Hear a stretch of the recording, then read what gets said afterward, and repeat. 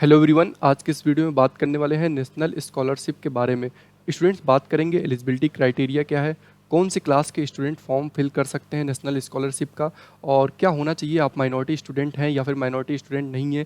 Class first to tenth के लिए कौन सी स्कॉलरशिप फिल करनी है, 11th टू 12th के लिए कौन सी स्कॉलरशिप फिल करनी है, और ग्रेजुएट पोस्ट ग्रेजुएशन के लिए कौन सी स्कॉलरशिप फिल करनी है, और टेक्निकल और प्रोफेशनल कोर्सेज लाइक बीटेक और एमटेक एमसीए इन सारे कोर्सेज के लिए कौन सी स्कॉलरशिप आपको फिल करनी है। ठीक है, ये सब बातें आज की इस वीडियो में बात करेंगे। और स्टूडेंट बात करेंगे कि पेरेंट्स इनकम सर्टिफिकेट क्या होनी चाहिए, क्योंकि स्टूडेंट्स फर्स्ट टू टेंथ के लिए इनकम सर्टिफिकेट क्राइटेरिया अलग है, 11th टू 12th के लिए इनकम सर्टिफिकेट क्राइटेरिया अलग है। ठीक है, और टेक्निकल और प्रोफेशनल कोर्सेज के लिए इनकम सर्टिफिकेट क्राइटेरिया अलग है। ठीक है, तो वन बाय वन बात करेंगे। स्टूडेंट्स को वीडियो को लास्ट तक देखें ताकि आप जब भी स्कॉलरशिप फॉर्म फिल करें और आपकी स्कॉलरशिप आ जाए, क्योंकि स्टूडेंट्स ये मैंने अपने ग्रेजुएशन के टाइम पे ये सारे जो स्टेप्स हैं वो मैंने फॉलो किए थे। ठीक है, तो जो भी स्टूडेंट चैनल पे नए हैं वो चैनल को सब्सक्राइब कर लें और इस वीडियो को लाइक कर लें। ठीक है स्टूडेंट, सबसे पहले बात करेंगे एलिजिबिलिटी क्राइटेरिया क्या है और कौन सी स्कॉलरशिप आपको फिल करनी है, कि मेरिट कम मिल्स भरनी है या फिर प्री मैट्रिक बननी है या फिर पोस्ट मैट्रिक बननी है। ठीक है, कई टाइप की स्कॉलरशिप है, इस वीडियो को देखेंगे एकदम क्लियर हो जाएगा। ठीक है,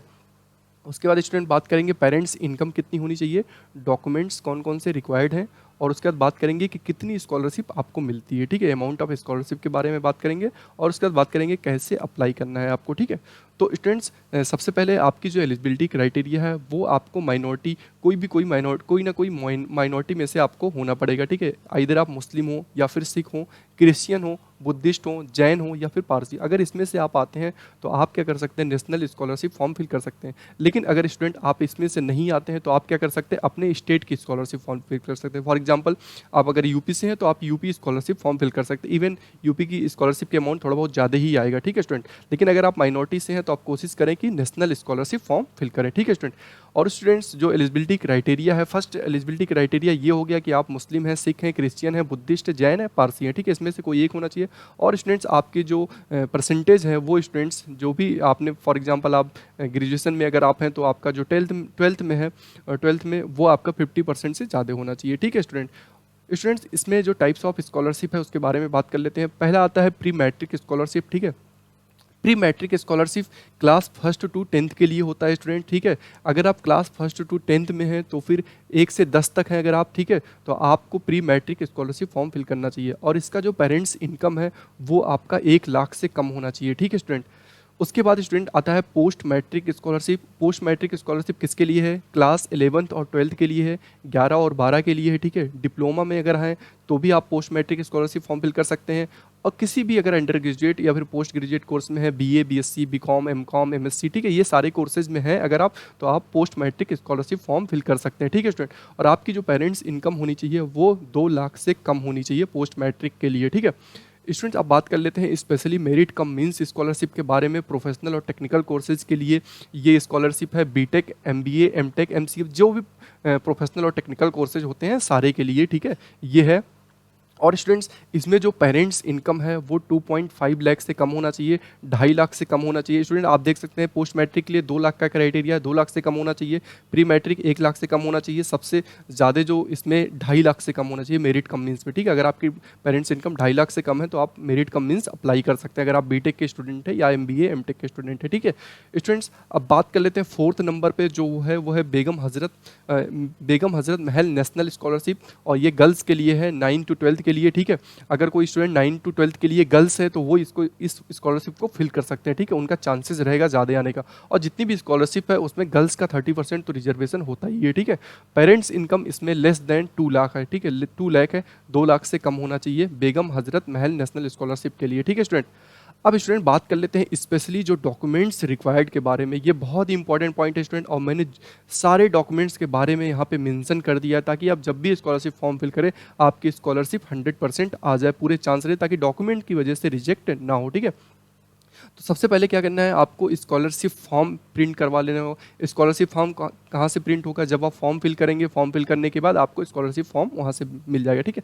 अभी मैं बताऊंगा वीडियो में लास्ट में कि कहाँ से स्कॉलरशिप फॉर्म फिल करना है, ठीक है। सेकंड नंबर पे एडमिशन कार्ड, जब भी आपको एडमिशन कार्ड मिला होगा, ठीक है, या फिर अगर आप next year for example second year में है तो आपको कंटिन्यूएशन फॉर्म होता है, ठीक है, तो वो उसकी आपको फोटोकॉपी लगानी पड़ेगी, ठीक है। ये आपको सबमिट करना पड़ेगा डीएसडब्ल्यू ऑफिस या जहाँ पे भी आपके कॉलेज में जो ऑफिस होता है वहाँ पे आपको सबमिट करना पड़ेगा वेरिफिकेशन के बाद, ठीक है। अभी मैं बताता हूँ वन बाय वन, पहले डॉक्यूमेंट्स के बारे में बात कर लेते हैं, ठीक है।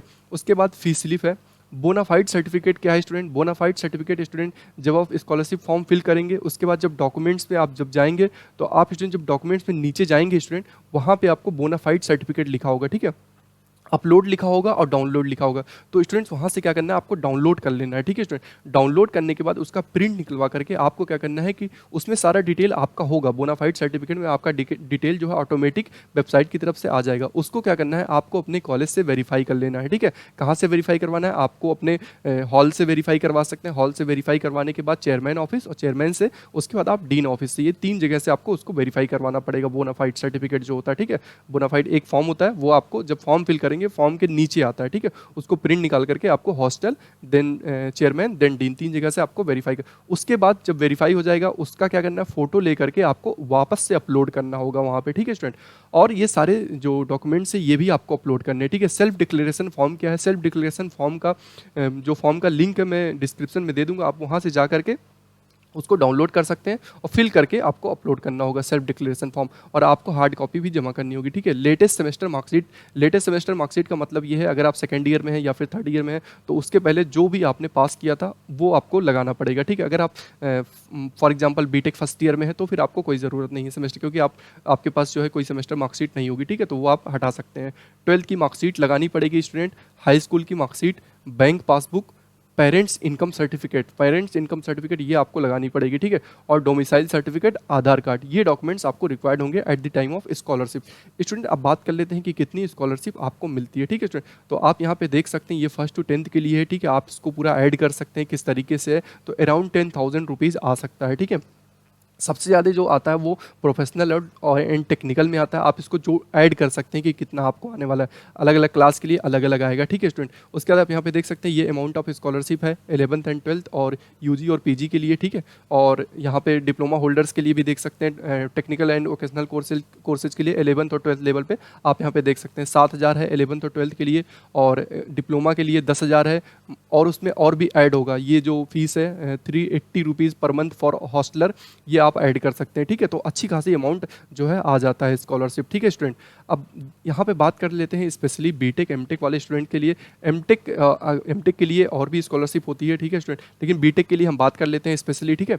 ये प्रोफेशनल और टेक्निकल के लिए यहाँ पे जो अमाउंट आता है स्टूडेंट, अगर आपकी फीस 20,000 से ऊपर है, ठीक है स्टूडेंट, तो आपको फिर 20,000 प्लस 10,000 अगर आप हॉस्टलर है। फॉर एग्जांपल मैं एक एग्जांपल ले लेता हूँ, आपकी अगर फीस 20,000 है, ठीक है, तो आपकी जो स्कॉलरशिप आएगी वो 30,000 रुपये आएगी, ठीक है। लेकिन अगर आपकी फॉर एग्जांपल आपकी फ़ीस जो है वो 15,000 रुपये है, ठीक है, आपने जो कॉलेज में फ़ीस जमा किया 15,000, ठीक है, तो आपका जो स्कॉलरशिप आएगा वो 25,000 आएगा, ठीक है। 15,000 वो 10,000 जो है हॉस्टलर, लेकिन अगर आप हॉस्टलर नहीं है फॉर एग्जाम्पल तो फिर आपका 10,000 के बजाय 5,000 आएगा। फॉर एग्जाम्पल आप 20,000 फीस जमा करते हैं तो आपको जो स्कॉलरशिप मिलेगी, अगर डे स्कॉलर है 20,000 है तो 25,000, और अगर आप हॉस्टलर हैं और 20,000 जमा करते हैं तो फिर 30,000। लेकिन स्टूडेंट अगर आपकी कॉलेज फीस 30,000 है फॉर एग्जाम्पल, ठीक है, यहाँ पे आप देख सकते हैं विच एवर इज लेस, यानी कि अगर आपकी स्कॉलरशिप 30,000 है, ठीक है, तो आपको क्या होगा कि 30,000 होगा तो ऐसा नहीं होगा कि आप हॉस्टलर हैं तो 40,000 मिलेगा, ठीक है। 30,000 है तो भी 20,000 प्लस 10,000 यानी कि 30,000 आपको मिलेगा, ठीक है। तो फॉर एग्जाम्पल एएमयू की अगर हम बात करें तो एएमयू में